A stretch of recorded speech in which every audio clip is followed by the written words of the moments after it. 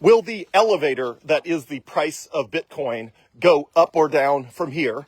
And what makes it go up and down? And how can we know in advance whether it will be going up or down? All right, let's talk through this analogy, which I've used before, which is the price.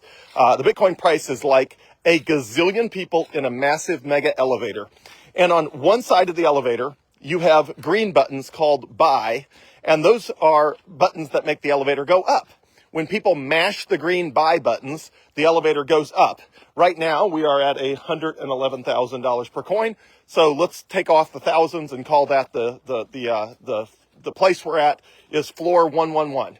So we are on the 111th floor of the building in this massive mega elevator room with a gazillion people in it. And again, on the right side, you got the buy buttons, green buttons. On the left side, you got red sell buttons that make the elevator go down.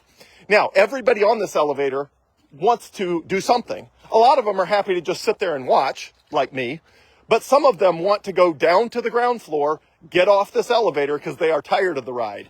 They want to give up their Bitcoin. They want to go do something else instead. They don't understand it, or they're in a panic mode because the economy is draining their bank account, and they're looking for liquidity to keep a business afloat or to save their house. So they're over on the left side, or I guess right side. They're over on the right side here mashing I guess it'd be the left side. Usually it's sell on the left and buy on the right. So they're over on the left side of this massive mega elevator, just mashing away on the red buttons, wanting to go down to the ground floor, getting off the elevator. They are selling Bitcoin. And when they're mashing that red button, the price is trying to go down. But on the other side, there's a bunch of people who have learned about Bitcoin for the first time. They understand the value of it as a scarce digital ideal money for the modern age. They're over on the right side mashing that green button.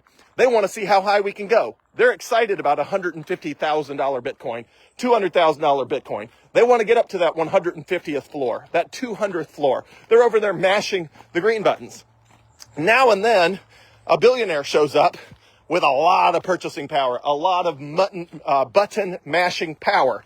And if a billionaire goes over on the left side and mashes a bunch of the red buttons at the same time, the price can go down quickly. But if another billionaire steps in, goes over to the right side of the elevator and mashes a bunch of the green buttons, the price goes up. So who wins the war of all of the mashing of the sell buttons and the mashing of the buy buttons? Because this elevator, which is the price of Bitcoin, can only be in one place at a time. It's either at the 111th floor or it's down at the 107th floor. And the people who want to go down and get off are happy when it's going down, 4 floors down from 111 down to 107. But the people up here at 111, they like it a lot better at 126, like it was the recent all-time high, a few weeks or a month ago. They want to get back to 126, and they want to go up to floor 150, 200, and beyond. So who wins the button mashing contest? The answer is whoever's mashing the buttons harder and faster wins the contest in the near term.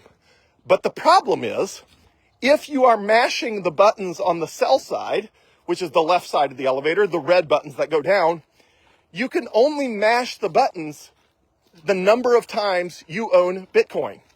So there's a huge advantage on the buy side, because when you look back in the elevator, you realize 95% of the people on the elevator haven't mashed either button. 95% of the world doesn't own any Bitcoin. And those are all like people who are on the elevator and they haven't decided to mash a button yet. One second.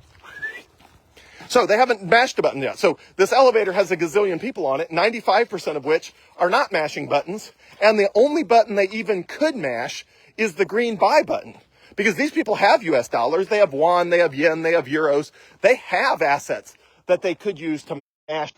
If you polled all 8 billion people in the world and asked them how much money they had and whether they planned to buy or sell Bitcoin over the next week or 2 or 3, you could actually predict the price of Bitcoin, because you would know exactly how many people were going to be standing at the buy buttons and the sell buttons mashing them.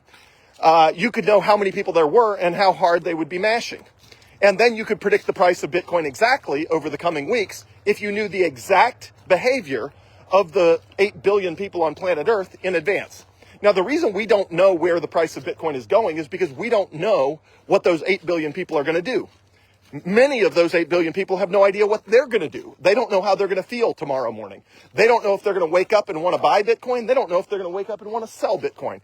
They don't know if they're going to read about Bitcoin on the news and suddenly be a first-time buyer of Bitcoin out of the blue. They don't know.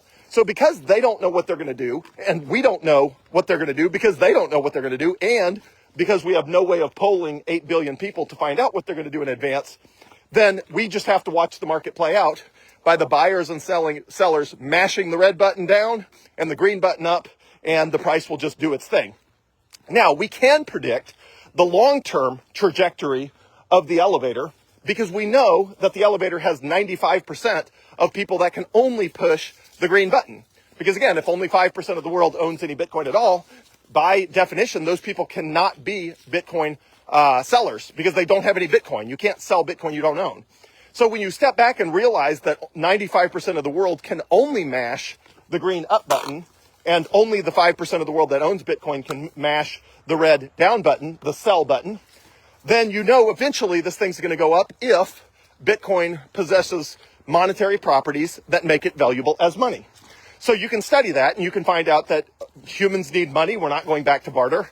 And that the characteristics of a good money, there are a variety of them, but it is something that is scarce, durable, divisible, fungible, verifiable, authenticatable, and a few other things, divisible. Anyway, the good properties of money. Well, once you know that Bitcoin is the best money in the universe, you know that eventually those 95% of the people are going to get around to going and mashing that green button, which is going to make the price go up. Now, in the interim, are there a bunch of people mashing the red button that could make it go down before it goes up? Yeah, but over time, the 95% is always going to overwhelm the 5%. And even when it's more balanced, as Bitcoin is adopted worldwide, until you have 100% Bitcoin adoption, you always, by definition, have more people that could buy than could sell. Because if you don't own Bitcoin, you could buy it. But if you don't own Bitcoin, you can't sell it.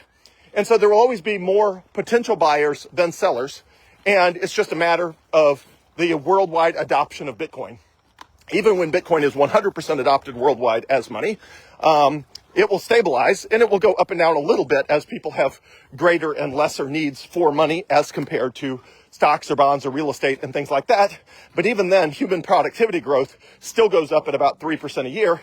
So, and population growth, productivity growth. So humans will need more purchasing power in general, which will make the price of Bitcoin go up, even after it's fully adopted worldwide, and even after 100% of the people on the elevator could push either button.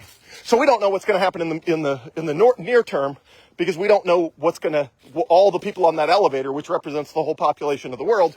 We don't know how many of those are going to be mashing the sell button versus the buy button in the short term. We just know that in the long term, a lot more people can and will mash the green buy button than will mash the red sell button. And therefore, the price eventually goes up. And because everybody who has Bitcoin likes it if the price is rising and they feel good about it, they tend to stop mashing the red button as soon as the elevator starts rising, or at least they delay mashing the red button because they think, ooh, I could just get off at a higher price. So anyway, so all markets work this way. Gold, silver, stocks, bonds, real estate, soybean, corn, everything that has a market works the same way with buyers and sellers. It's called supply and demand. And the price goes up and down like an elevator, depending on how many people are mashing the green buy button and how many people are mashing the red sell button, and how much money they have to mash each button at each time, and how hard and how fast they're mashing that button. And when you're watching the price of Bitcoin change real time in River or Cash App or BitKey or on Coinbase, when you're watching that real time number go up and down, 111,126, and then it jumps by $5, then it goes down by $15. All of that is you're watching the real time effects of people mashing the sell and the buy button, wanting to go green, go elevator, go up, red, go down and get me off. That's what you're watching in real time. And thinking about it like an elevator is a helpful framework to understand what's really going on and what you're watching take place and play out right in front of your eyes. And eventually the green is going to overwhelm the red, and we are not going to be at $111,000 anymore. Could we go down before we go up? Sure.